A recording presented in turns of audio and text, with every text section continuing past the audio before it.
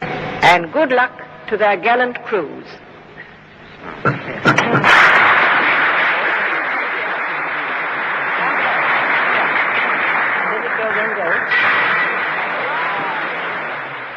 The Handley Page Halifax was the third four-engined heavy bomber to enter service, its first operation being flown in March 1941. The Halifax was hampered in the early days of its career by a relatively low operational ceiling, which resulted in high casualty rates. But it was a rugged design, enabling it to absorb heavy battle damage.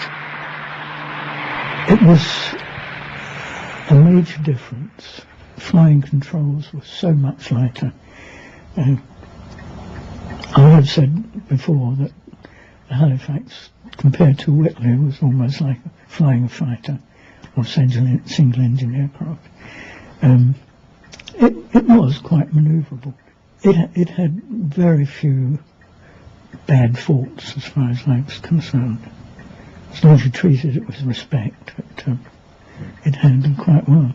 It did have one inbuilt, the Mark 1s and 2s, did have an inbuilt problem with rudder surfaces, and it was possible to get into a spin situation if you're throwing the aircraft around over the target. And I have one friend who actually got one inverted one night and brought it back. Not with all his crew. He bailed some of them because he didn't think they were going to make it. Bent the main spar and... Well, I think it was as cramped as a Wellington. I mean, I had a navigation compartment not much bigger than this, sitting sideways on with cathode ray tubes and equipment all around me. A relatively little space for my chart. If the bomb aimer needed to get through into the front compartment, I had to get up, and he had to squeeze his way past me. It was cramped, but no, I didn't find it a difficult environment. It was the availability of all the other bits and pieces in the boxes and what the boxes could do for me that improved the environment significantly. I mean, I think every air crew member had a great love of his own type of aircraft, a Halifax man, a Lancaster man, and despite the limitations of the Sterling, for example,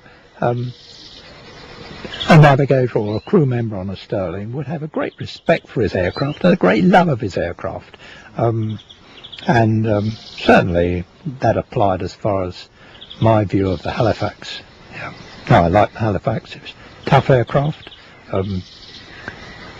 It had a disadvantage that takeoff and landing, I had to leave my position and go back part way down the aircraft for a safer crash position in case things went wrong. But once one was airborne, I'd scuttle forward and down the steps and sit there, and I had curtains drawn either side to keep the light of my equipment from shining out. It also meant that I couldn't see what was going on outside. The Nazis entered this war under the rather childish delusion that they were going to bomb everybody else and nobody was going to bomb them. At Rotterdam, London, Warsaw, and 100 other places, they put that rather gnarly theory into operation. They saved the wind, and now they are going to reap the whirlwind. In February 1942, Air Marshal Sir Arthur Harris took over at the helm of